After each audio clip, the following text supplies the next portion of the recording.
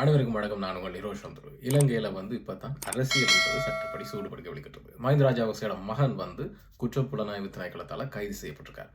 கடந்த ஜனவரி 3ஆம் தேதி இடம்பெற்ற விசாரணையில் பெறப்பட்ட தகவல்கள் அடிப்படையிலையும் கடந்த காலங்களில் பெறப்பட்ட புலனாய்வு தகவல் அடிப்படையிலையும் ஒப்பீட்டளவில் எல்லாம் முரண்பாடுகள் காணப்படுவதன் காரணமாக வேறுபாடுகள் காணப்படுவதன் காரணமாக தற்போது மஹிந்த ராஜபக்சேட மகன் புலனாய்வு துறையால் கைது செய்யப்பட்டிருக்கார். உங்களுக்கு தெரியும், கடந்த டிசம்பர் மாதம் குற்றப்புலனாய்வு திணைக்களத்தால் யோசித்த ராஜபக்ச அழைக்கப்பட்டிருந்தார். என்னத்துக்குன்னு சொன்னா, கதிர்காமத்தில் அரசாங்கத்துக்கு சொந்தமான காணி முறைகேடாக உரிமம் பெறப்பட்டிருக்கு அல்லது முறைகேடாக பயன்படுத்தப்படுகிறது என்று சொல்லியும் இது தொடர்பான விளக்கம் நீங்க புலன் விசாரணை, அதாவது சிஐடி குற்றப்புலனாய்வு திணைக்களத்துக்கு கொடுக்கணும் என்று சொல்லியும் கட்டாயத்தின் பேரில் ஜனவரி மாதம் விசிட் பண்ணி ஒரு கிட்டத்தட்ட 2 மணி தேங்கள் நோமல் அங்கே போகிறவங்க எல்லாருமே எழுதியமா 2 மணி தேவை எழுதியமா தான் விளக்கம் எடுப்பாங்க. ஸோ இந்த விளக்கம் எடுத்த இடத்துல அவங்க என்ன சொல்லிக்கான்னு சொன்னால், சரி போங்க இவ்வளவுதான் மாதிரியும் அந்த விளக்கம் எடுத்த அறிக்கையும் ஏற்கனவே புலனாய்வுத்துறையால மறைமுகமாக, அதாவது தெரிந்த புலனாய்வுத்துறைன்னு சொன்னா அப்படின்னு சொல்லி தமிழர்களை சொல்ல தேவையில்லை. ஸோ அவங்களோட எடுத்த அறிக்கைகளும் வித்தியாசம் இருக்குன்னு சொல்லியும் இந்த வித்தியாசத்தினூடாக இவர் போய் தான் சொல்றார் என்ற உறுதிப்படுத்தலின் கீழே மேலும் சில ஆதாரங்களை வச்சுக்கொண்டு அது உத்தியோகபூர்வமாக வெளியிடப்படலை, என்ன பிரச்சனை இருக்கான்னு சொல்லி அது நீதிமன்றத்தில் முன்னிலைப்படுத்தப்படும். அப்ப இந்த பிரச்சனையின் காரணமாக யோசித்த அரெஸ்ட் பண்ணப்படுறாங்க. உங்களுக்கு ஏற்கனவே தெரியும், மஹிந்த ராஜபக்ச குடும்பம் என்றது ஒரு நாட்டில் ஒரு வித்தியாசமான பார்வையில பார்க்கப்படுது மக்களால்.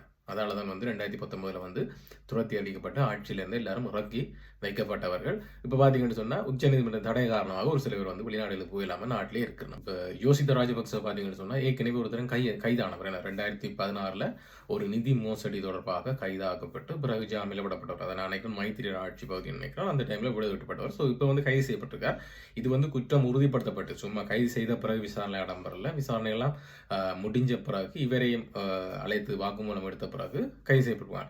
இது இப்படி இருக்கு. இவருடைய தந்தையாரான முன்னாள் ஜனாதிபதி மஹிந்த ராஜபக்ச புதுசா ஒரு கட்டுக்கதை சொல்றேன்னு சொன்னா உச்ச நீதிமன்றத்தில் மனு தாக்கல் செய்திருக்கேன்டா தன் ஆயுதப்படைகள் வித்ரோ பண்ணது அரசாங்கம் பிழை என்று சொல்லி இது ஒரு அடிப்படை மனித உரிமை மீறல் என்று சொல்லுவாங்க. ஒரு பழமை தெய்வம் நின்றேதான் கொள்ளும் என்று சொல்லி இலங்கை பூராக வாழ்கின்ற தமிழ் சிங்கள மல்ல முஸ்லிம் மக்கள் எல்லாரும் சேர்ந்து பட்ட கஷ்டங்கள், அதாவது அவங்களுக்கு எவ்வளவு அடிப்படை உரிமை மீறல்கள் இருந்திருக்குமே, இந்த தாஜுதீன் கொள்ள அவனை கடத்தின இவனை கடத்தின எவ்வளவு பேரை கடத்தி அந்த குடும்பங்கள் ஒவ்வொரு சாபம் தான் இன்றைக்கு போட்டு தலையாட்டி நிற்குது. ஸோ அந்த வகையில் இவர் என்ன செய்யிருக்கான்னு சொன்னா, இந்த மனுவில் பிரதமர் பெயரையும் போட்டு அனுர்குமார் திசாநாயக்க ஜனாதிபதி பெயரையும் போட்டு உச்சநீதிமன்றத்தில் தாக்கல் செய்திருக்கான்னு சொன்னா, தனக்கு எந்தவித முன்னறிவித்தல், அதாவது முன்னாடி பாதுகாப்பு தொடர்பான எந்தவித செக்கிங்கும் இல்லாம அது தொடர்பாக ஆராயாமல் தன்னுடைய ஆயுதப்படைகளை வித்ரோ பண்ணியிருக்காங்க. போலீஸை மட்டும் தான் கொடுத்துருக்காங்க. இது ஒரு உயிரை சுத்தத்துக்கு வழிவகுக்கும் என்று சொல்லியிருக்காரு. இப்ப இவருக்கு தான் 30 வருஷம் போராடி, அதாவது 30 வருஷம் இலங்கையில இருந்த போராட்டத்தை இல்லாத ஒழிச்சது காரணமா தனக்கு இன்னும் பாரிய ஆபத்து இருக்க மேலால சர்வதேச நாடு கடந்த தமிழீழங்களாலும் உள்நாட்டில் மறைமுகம் செய்யப்படுற விடுதலை புலிகளாலும் பாதாள உலக கோஷ்டியினாலும் சொல்லி பாதாள உலக கோஷ்டியை கையாளுறது யாருன்னு இலங்கையில பிறந்த குழந்தையும் தெரியும். என்ன இப்போ பார்த்தீங்கன்னு சொன்னா தெரியும், கிட்டடியிலேயும் ராணுவ முகாமிலேருந்து காணாமலாக்கப்பட்ட விஷல்ஸ் எல்லாம் மேரட்ட இருந்தேன்னு சொல்லி. அப்போ வெளிநாடுகளில் முக்கியமான புள்ளிகளை வச்சுக்கொண்டு உள்நாட்டில் பாதாள உலக கோஷ்டி நடத்துறதே மஹிந்த ராஜபக்சோட குடும்பம்னு சொல்லி பிறந்த குழந்தைகளும் தெரியும். ஸோ அதால அவருக்கு ஆபத்து வரப்போல.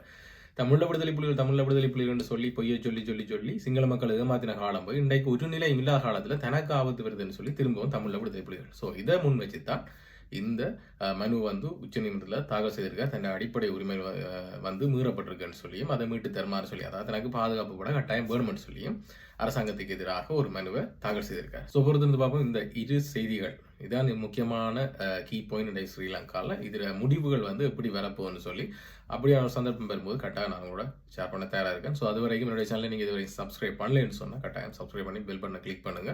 ஸோ இப்படியான சுவாரஸ்யமான விஷயங்களும் உங்களுக்கு அடிப்படை விஷயங்களும் சோடம் ஸ்வீட்டாக நம்முடைய சேனலில் பார்க்கலாம். நிரோஷ் சந்திரும் மறந்துடாங்க, சப்ஸ்கிரைப் பண்ணி பெல் பண்ண கிளிக் பண்ணுங்க. மற்றும் ஒரு வீடியோவில் சந்திப்போம்.